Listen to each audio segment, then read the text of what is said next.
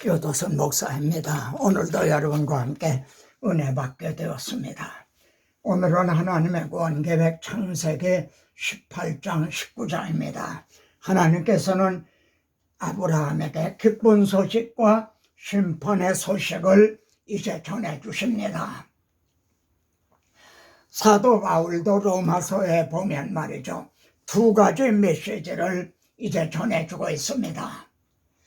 복음에는 하나님의 의가 나타나서 믿음으로 믿음에 이르게 하나니 하나님의 의가 나타났습니다.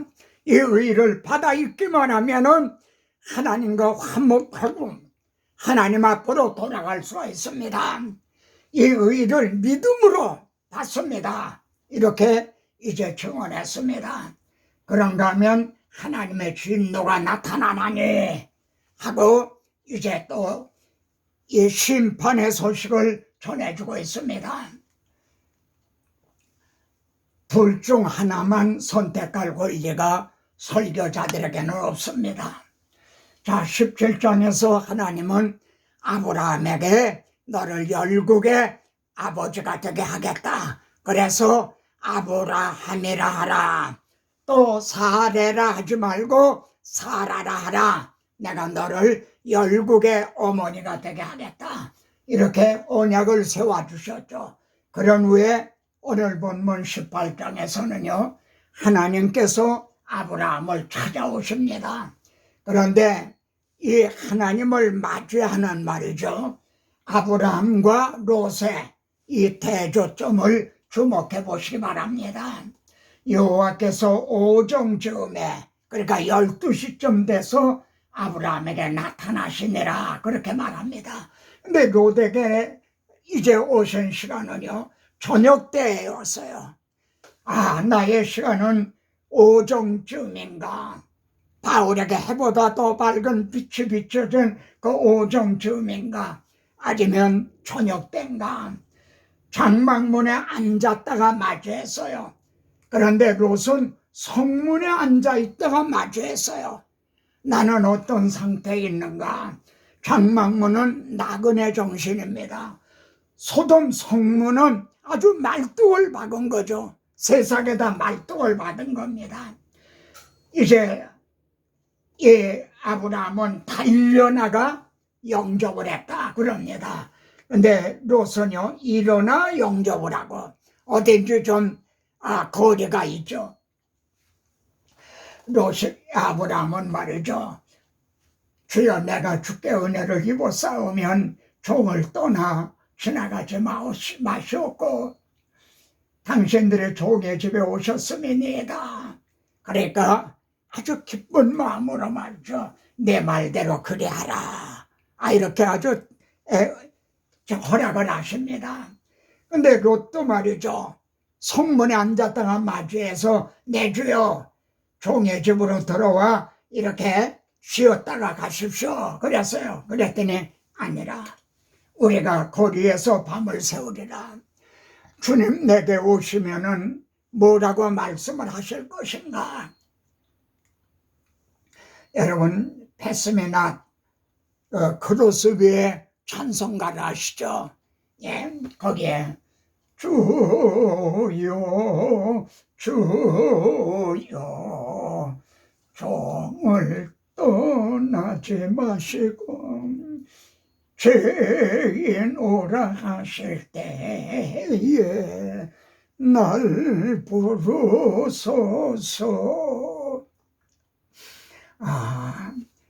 아브라함이 엉긴 젖과 우유와 요리한 송아지를 가져다가 이렇게 대접을 합니다. 근데 롯이 말이죠, 간청을 하니까 마지못해 들어갔어요. 그랬는데 롯은요, 무교병을 구우니 그들이 먹으니라. 여러분, 송아지를, 살진 송아지를 잡아 대접한 거하고 무교병을 구웠다, 어딘지 대접이 소홀하지 않습니까? 여기 사도 바울은요, 로마 옥중에서 기록한 빌립보서에서 살든지 죽든지 내 몸에서 그리스도께서 존귀함을 받으시기를 원한다. 저는 이 말씀을 대하면서 이런 생각을 했습니다. 100명이 모이는 교회가 있다고 하십시다. 그러면 우리 주님은 어느 성도의 마음에서, 어느 성도의 심령에서 가장 이렇게 존귀함을 받으실 것인가? 예를 들어 제일 1차는 목사님, 두 번째는 장로님, 세 번째는 권사님, 그 다음에 집사님들, 이렇게 될까요? 여러분, 그렇게 될 것 같습니까? 내 몸에서 그리스도께서 존귀함을 받으시기를 오직 그게 소원이라는 거죠. 주님 찾아오셨네, 모시요 드리세, 좋은 자리 드리고 주실 은혜 구하세. 찾아오신 하나님은요, 아브라함에게 두 가지 소식을 전해주십니다. 먼저는 기쁜 소식입니다. 사라가 어디 있느냐 하고 대접을 받으시면서 사라를 찾으십니다. 드디어 내년 이맘때 사라에게 아들이 있으리라. 이게 얼마나 기다리고 바라던 그런 소식입니까? 여러분, 사라가 속으로 웃고 웃었다 그래요. 여러분이 사라라면은 이게 비웃는 냉소적인 의심하는 그런 웃음으로만 볼 겁니까? 주님이 부활하셨을 때도요, 제자들이 너무 기뻐서 의심하는 자들도 있더라, 이렇게 말씀합니다. 사라가 이때 얼마나 기뻤을까요? 이게 꿈인가 생신가 그랬겠죠. 그때 여호와께 능하지 못할 일이 있겠느냐 그러십니다. 근데 이 말씀을요, 마리아에게도요, 하나님의 모든 말씀은 능하지 못하심이 없나니라. 그러니까 100살이 된 아브라함에게 독생자 이삭을 주시는 것과 처녀 마리아를 통해서 하나님의 독생자를 주시는 이게 결부가 되는 이런 걸 우리가 또 깨닫게 됩니다. 내가 내게로 돌아오리니 사라에게 아들이 있으리라. 그냥 아들이 있으리라고만 그러시는 게 아니라 내가 내게로 돌아오리니, 이 말씀이 또 여러분 얼마나 좋습니까? 만일 거짓말이라면은 내가 내게로 돌아오리니 그러시겠습니까? 이거 보증을 해주시는 거죠. 그런 후에 두 사람은 말이죠, 소돔으로 가고 한 번 성자 하나님이라고 이제 학자들이 말하는 이제 그 하나님은 내가 하려는 것을 아브라함에게 숨기겠느냐 그러십니다. 왜 아브라함에게는 왜 어째서 숨길 수가 없는 겁니까? 천하 만민은 그로 말미암아 복을 받게 될 것이 아니냐. 믿음의 조상으로 세워주셨기 때문에 아브라함에게만은 그를 이제 숨길 수가 없다는 거죠. 먼저는 기쁜 소식, 복음을 전해주시고요. 그런 후에 심판의 소돔 고모라 성을 심판하시겠다는 심판의 소식을 전해주십니다. 심판의 소식을 듣고 중보 기도를 드립니다. 듣지 않았다면 모릅니다. 들은 후에는 왕같은 제사장들인 우리도 어느 교회의 어려움을 들었으면, 어느 성도의 어려움을 들었으면 우리도 중보 기도를 드려야 되는 이러한 어떤 이제 책임이라고 할까요? 이런 게 느껴지는 거죠. 아브라함의 기도에서 어떤 점들을 배우게 됩니까? 첫째는요, 가까이 나가 우리도 보좌 앞에 담대히 나가서요, 정의를 행하실 것이 아니니까 하나님의 공의에 입각했어요. 그래서요, 의외로 롯에 대한 언급이 없어요. 하나님, 소돔 고모라 성을 심판하시더라도요, 내 조카 롯만은 좀 구원해 주세요, 이렇게 사사로이 말하고 있지 않다는 겁니다. 하나님의 공의에 입각해서. 그리고 의인을 악인과 함께 죽이시면 부당하오며 부당하나이다. 담대한 간구죠.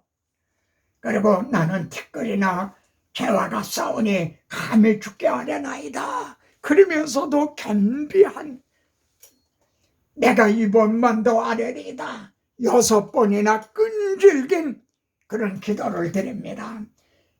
그런데 하나님이 내가 10명으로 말미암아 멸하지 아니하리라 이렇게 응답을 받기까지요.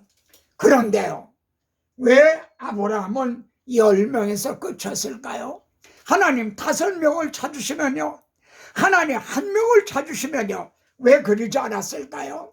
저는 정의를 행하실 것이 아니니까 하나님의 공의를 생각할 때 더 이상 말씀을 드릴 수 없었을 거다, 이런 마음이 듭니다. 그런데 19장에 등장하는 인간상을 보십시오. 이 점을 통해 오늘 이 시대를 살아가고 있는 사람들의 인간상을 생각하게 됩니다. 첫째, 소돔 사람들, 오늘날의 이 세대의 사람들. 두 번째, 롯의 아내, 롯의 2딸, 그리고 딸들과 종혼한 사위들, 이렇게 5부류의 사람들이 소돔 고모라에 있습니다. 오늘날 이 시대에도 말이죠, 이런 5부류의 사람이 있다 할 수가 있죠. 자, 첫째, 소돔 사람들입니다. 2 천사가 롯의 집에 온 걸 봤나 봐요. 내고 온 사람이 어디 있느냐, 끌어내라, 그들을 상관하리라. 여기서 상관하리라는 히브리어 야단은요, 특히 동성애를 하겠다는, 성폭행을 하겠다는 얘기입니다. 이게 소돔 사람들의 상태였습니다. 롯과 사위들 보세요. 여기 보면 롯이 나가서 사위들에게 이제 얘기를 했어요. 여호와께서 이 성을 멸하실 터이니 이곳에서 떠나라. 그러다 사위들은 말해요, 농담으로 여겼더라. 왜 사위들이 농담으로 여겼을까요? 저는 여기에 이 장면을 통해서 그걸 생각해 봤습니다. 천사들은요, 롯에게 산으로 도망하여 빨리 도망하라, 멸망함을 면하라 그랬어요. 그랬더니 롯은 뭐라 그랬냐, 저 성읍은 도망하기에 가깝고 작기도 하오니 이는 작은 성읍이 아니니까 그거 하나 주시는 게 아깝습니까? 롯은 성읍의 성문에 앉았다가 영접을 했죠. 이 성에 대한 이 집념이 이렇게 강한 거예요. 이런 롯이 사위들에게 말을 했으니 이걸 진심으로 받았겠습니까? 만일 아브라함이 말했다면 어떻게 받았을까요? 바울이 말을 했다면 어떻게 받았을 것 같습니까? 그래도 농담으로 여겼을 것인가요? 롯의 가족과 아내를 한번 보십시오. 그러나 롯이 지체하네. 그런데도 롯이 꿈을 대고 말이에요, 떠나질 않았어요. 롯 아내 2딸의 손을 잡아서 말이죠, 막 강권적으로 성 밖으로 끌어냈어요. 여호와께서 그에게 자비를 더하심이었더라 그러십니다. 그런데도 롯의 아내는 끝내 뒤를 돌아다 보았으므로, 우리가 출애굽 과정에서도 우리가 애굽에 있을 때는 그 애굽을 못 잊어 하는 걸 보는 거죠. 소금 기둥이 되었더라 그럽니다. 왜 소금 기둥이 되었다고 말할까요? 여러분, 성지순리에서 이걸 롯의 아내라고 말합니다. 근데 실제 맛을 보니까 이게 소금이라는 거예요. 소금으로 됐다는 거예요. 왜 소금 기둥이라는 건 일종의 비석과 같은 거죠. 저는 이걸 생각합니다. 롯의 아내는 지금도 지나가는 사람들에게 나처럼 세상을 사랑하다간, 뒤를 돌아다보다간 나처럼 소금 기둥이 됩니다, 이렇게 경고하고 있는 건 아닐까요? 롯과 딸들의 신앙 상태를 또 보십시오. 예. 여기 그 소돔 사람들이 막 그 난동을 부렸을 때 내게 두 딸이 있으니 두 딸을 너에게 내주겠다. 너희 마음대로 해라. 아, 여러분, 이게 옳은 얘기인가요? 이래도 되는 건가요? 두 딸은요, 구원 얻은 다음에 아버지에게 술을 마시고 말아요. 그래서 아버지하고의 관계에서 말이죠, 선민 이스라엘을 계속 대적했던 모압과 암몬 족속이 태어나게 된 거예요. 아, 이게 여러분, 여기서 소돔에서 소돔이라는 말이 나왔어요. 여러분, 어느 방에서 말해요, 담배들을 피고 있어요. 그 방에 앉아 있어 보세요. 내 몸에도 담배가 그냥 담배 냄새가 배는 거죠. 이들이요, 소돔에 살면서 소돔의 그 정신 상태가 다 몸에 배버린 거예요. 소돔이가 된 거예요. 오늘날 그리스도인들이 이런 상태가 된 것이 아닌가, 정말 가슴을 치면서 생각하게 되는 대목인 거죠.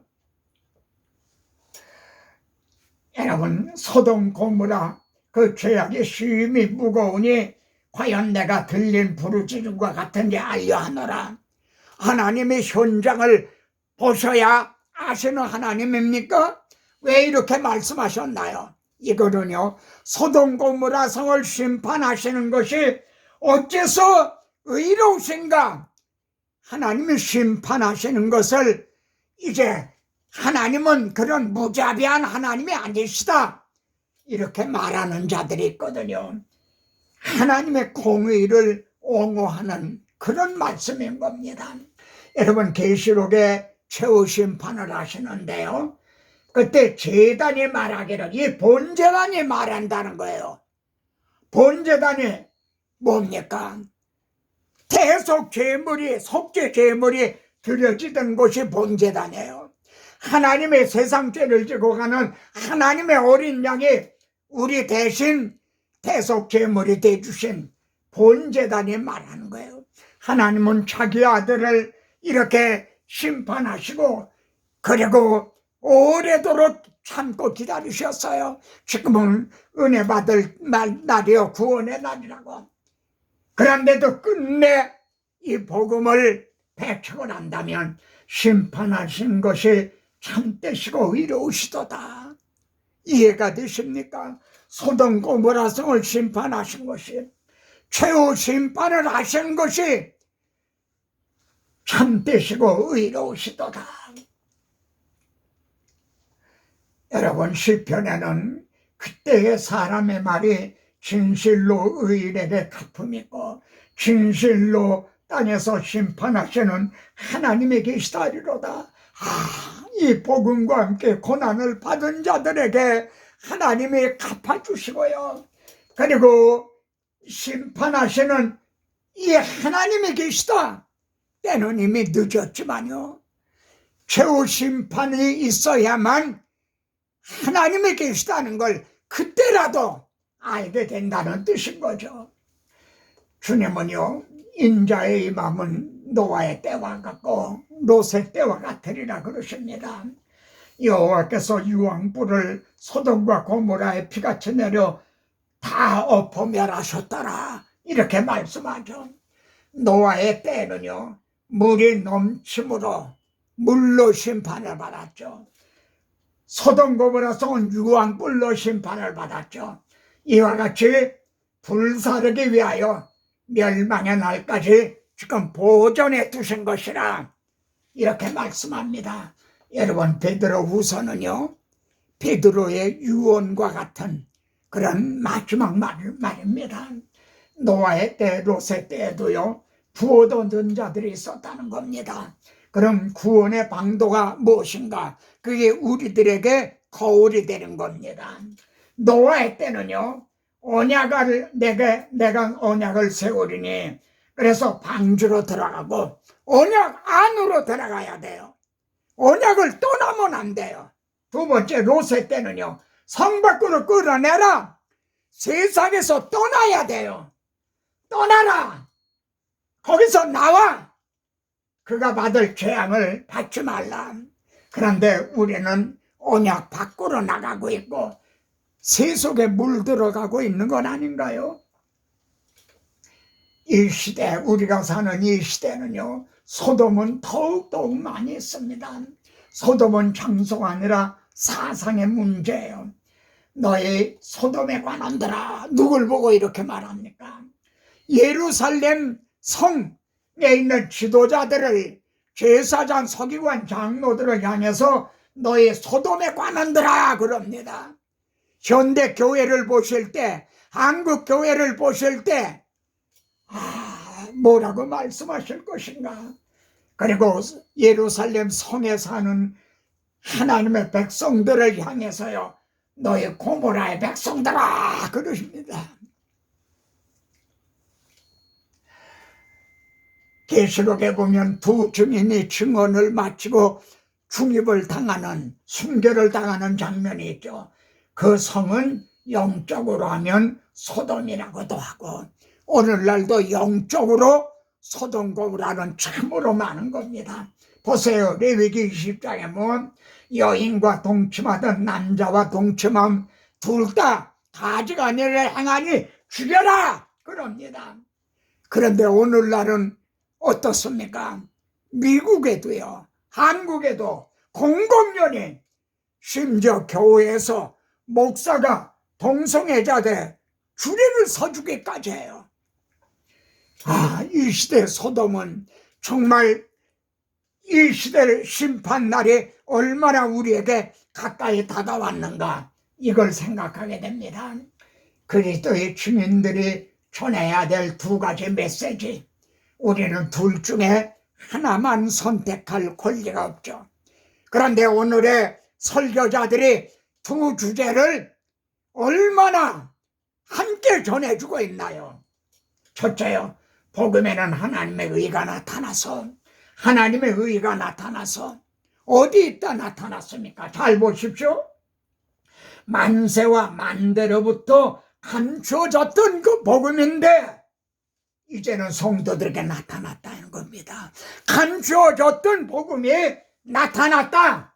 이건 과거 시대예요. 이미 복음이 나타났죠. 그런데요, 하나님의 진노가 나타납니다. 이거는 나타나나니 미래 시제예요. 앞으로 나타날 거예요. 그래서 보세요. 최후 심판은 아직은 감춰져 있는 미래에 되어질 뿐이에요. 그래서 이걸 믿질 않아요. 그런데 하나님은 노아 심판, 홍수 심판, 소돔 고모라서의 심판이라는 그림자를 통해서 믿을 만한 증거를 주신 거죠. 십자가에 거꾸로 못 박힌 베드로의 유언입니다. 이렇게 말합니다. 우리 주 예수 그리스도께서 내게 지시하신 것 같이, 뭐라고 지시하셨죠? 내가 젊어서는 내 입을 다녔지만 늙어서는 팔을 벌리리라. 어떠한 죽임을 당할 거를 말씀했다는 거죠. 베드로가 주님이 십자가를 지셨는데 내가 어떻게, 나는 거꾸로 못 박여라. 그 베드로는요, 주의 날에 도적같이 어리니 그럽니다. 그날에는 하늘이 큰 소리로 떨어가고 물질이 뜨거운 물에 풀어지리니, 이게 베드로의 마지막 유언과 같은 말씀입니다. 너희는 어떠한 사람이 돼야 마땅하냐? 너희는 어떠한 사람이 돼야 마땅하냐? 마지막 우리 자신들의 체크리스트입니다.